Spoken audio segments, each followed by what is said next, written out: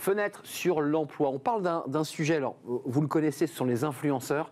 Alors vous les définissez par des jeunes geeks souvent qui vous parlent comme ça, le nez collé à leur téléphone, pour dire des choses parfois intéressantes, parfois pas, mais pas seulement. Les influenceurs, c'est tout autre chose.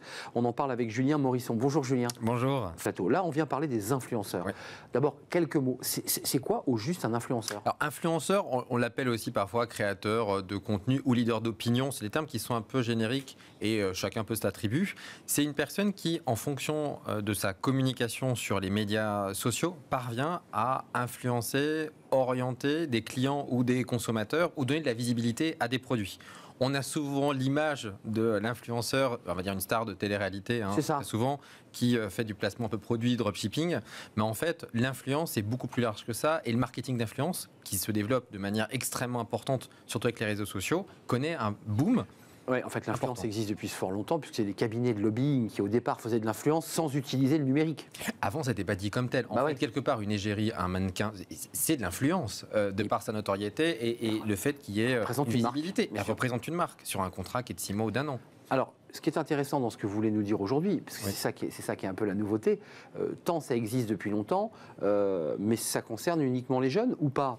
C'est ça en fait, c'est-à-dire qu'on a dans l'imaginaire le fait que pour être créateur de contenu, il faut être jeune, 18, 20, 25 ans et être idéalement sur TikTok ou sur Instagram. Et en fait mon discours c'est de dire en fait non. Il faut arrêter cette croyance, ce n'est pas uniquement réservé à la nouvelle génération, qui a juste l'habitude, parce qu'elle est née avec un téléphone portable, c'est ça. Donc pour elle c'est naturel, général native, mais en revanche les seniors ont autre chose à porter aux marques et aux entreprises pour lesquelles l'expérience est nécessaire. Et donc c'est ça le message que je veux faire passer ce matin. Chers amis seniors, ou en tout cas expérimentés, vous qui venez de l'environnement financier, RH, des achats, valorisez cette création et en tout cas votre savoir-faire. Et vous ne savez pas que vous avez de l'or dans les mains en fait. En fait, ils ne se rendent pas compte pour le coup. Et donc ça, c'est extrêmement important parce que ça peut demain être aussi des relais de carrière ou en tout cas des croissances complémentaires et qui est quand même extrêmement importante à avoir en tête. Et c'est aussi, au-delà du placement de produits, des personnes qui peuvent apporter du contenu, du savoir, de l'intelligence. Exactement. Et ça, c'est important. Et ça, c'est ce que va rechercher une marque. C'est soit avoir une preuve sociale, c'est-à-dire, moi, j'ai développé une solution en B2B en finance, je veux m'appuyer sur un directeur financier qui était directeur financier et qui, en parlant de ma marque, en parlant de mon produit, il va avoir une communauté qualifiée et va vraiment valoriser correctement mon produit. Et est légitime pour en parler. Exactement. Et ça, c'est essentiel. Elle est légitime et du coup, les gens lui font confiance en disant, tiens, s'il en parle, c'est que globalement, ça mérite en tout cas un intérêt. Alors, évidemment, en B2B, à la différence du B2C, on ne fait pas des achats comme ça sur le net.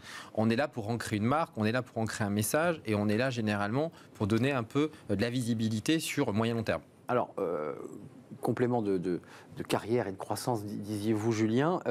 Qu'est-ce qu'on doit faire? Il y a un BEP influenceur, il y a un bac pro, un BTS. Est-ce qu'on se forme, pour le dire plus clairement? Alors, il y a effectivement des écoles qui arrivent et qui vont permettre demain de vous former à la création de contenu. Ce sont des vrais métiers. Certains, évidemment, en vivent complètement de cette création de contenu.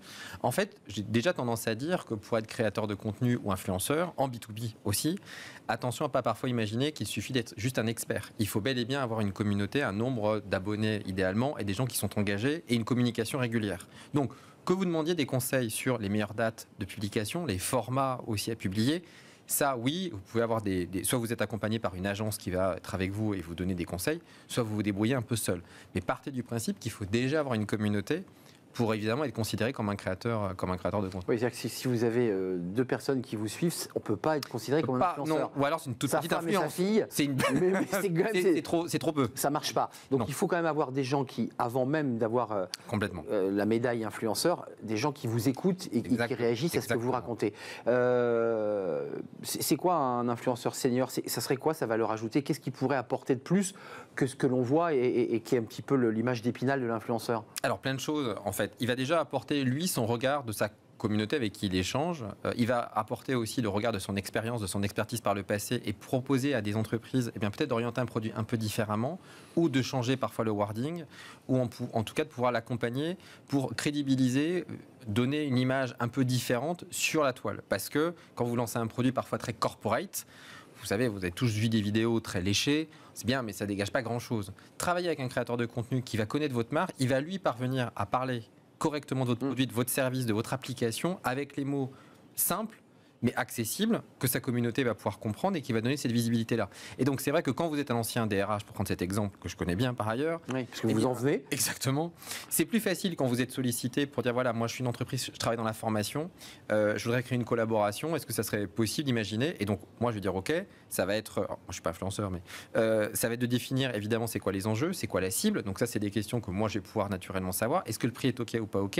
Est-ce qu'il y a des mots que moi je sais de ma bande passée qui vont être des irritants que lui ou elle n'a pas forcément imaginé? Et ensuite on va définir que construire des campagnes. Et donc c'est des campagnes qui sont quand même construits intellectuellement. C'est pas uniquement un format avec un brief. Et on fait avec un face cam et on monte le produit, quoi. Non. Et au prétexte qu'on est connu, ça marche. Des constructions, et d'ailleurs, maintenant on voit, et ça c'est plutôt assez chouette, des collaborations qui s'inscrivent dans la durée. Vous avez des entreprises qui sont très heureuses de pouvoir demander à un créateur de contenu de faire des tables rondes, de venir à des comités de direction. Donc c'est hyper riche. Mais ce qui est intéressant, c'est que c'est pas de la publicité et que certaines entreprises ont compris que c'était plus intéressant de s'appuyer sur ces leviers d'influence, donc ces femmes et ces hommes, que finalement de prendre des campagnes de pub qui leur coûtaient excessivement cher et sur lesquelles ils avaient peu de retour, peu de visibilité de retour. En fait. Alors en fait, ce qui est intéressant, c'est de voir que la publicité, en réalité, il est un peu compliqué d'avoir cette fameuse data, c'est-à-dire que qui on touche, on ne sait pas véritablement. En travaillant sur un média comme LinkedIn, le créateur de contenu ou l'agence avec qui il collabore peut donner accès à de la donnée, notamment sur ce média, c'est-à-dire quelles sont les entreprises, quelles sont les typologies de personnes,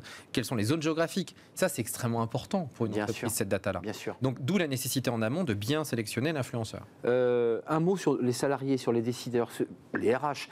Donc vous leur dites, attention, la première règle, c'est que vous ayez quand même une communauté, mais ensuite, c'est totalement open. Si vous avez des choses à dire, si vous avez une valeur ajoutée dans vos secteurs, et même les RH d'ailleurs, parce que je trouve que c'est un secteur qui est assez trop peu médiatisé, je trouve, oui. Allez-y. Mais moi, j'incite vraiment à communiquer sur l'expertise que vous avez. N'hésitez pas à la partager, parce que ça, on ne peut pas vous la retirer. C'est-à-dire que la différence avec un expert ou un senior, c'est que théoriquement, le senior, il a 20 ans d'expérience, et ça, on peut le tourner dans tous les sens. Senior, vous le situez où? Vous êtes plutôt Pôle emploi? Moi, je dis senior, c'est un peu gêné. Pour moi, c'est expérimenté. C'est ça, c'est quelqu'un qui a 20 ans de maison, voilà, quoi. 15 ans, 20 ans. Je considère que pour moi, c'est expérimenté. Là, c'est senior, pour que ça marque un peu les esprits, mais pour moi, c'est quelqu'un qui a déjà eu des responsabilités par le passé, qui va savoir de quoi il parle, et qui aussi, lorsqu'on va le mettre en face du directeur marketing de l'entreprise ou du CEO de l'entreprise, va savoir exactement challenger poser les bonnes questions et les bonnes orientations. C'est ça un créateur de contenu B2B. Question pratique, parce que pour le coup, on a vu que ça touchait tous les secteurs, et je parlais des RH, c'est important d'en parler. Est-ce qu'un senior, donc un homme, femme expérimenté, peut vivre et dire à un dîner en ville, qu'est-ce que vous faites dans la vie? Moi, je suis un influenceur. Alors, on va dire, si on est sur un senior B2C, avec vraiment un peu du placement de produits, des shampoings, des choses comme ça, oui, clairement, vous avez, alors peu encore, parce que même si on est dans du body positive, vous avez encore pas beaucoup. On en revient aux produits de beauté là. Ouais. Tout à fait, mais là effectivement vous avez des créateurs qui gagnent très très bien leur vie. En B2B, comme c'est un marché qui émerge, puisqu'il a dire 2 grosses années, pas beaucoup plus, on en est rendu au balbutiement, mais effectivement on a des créateurs de contenu qui parviennent à avoir un salaire tout à fait confortable après quelques mois. Exactement. Merci Julien d'être venu nous éclairer sur ce nouveau métier. Oui, on peut dire que c'est un nouveau métier qui peut être complémentaire ou qui peut être effectivement à 100%. Merci de nous avoir rendu visite.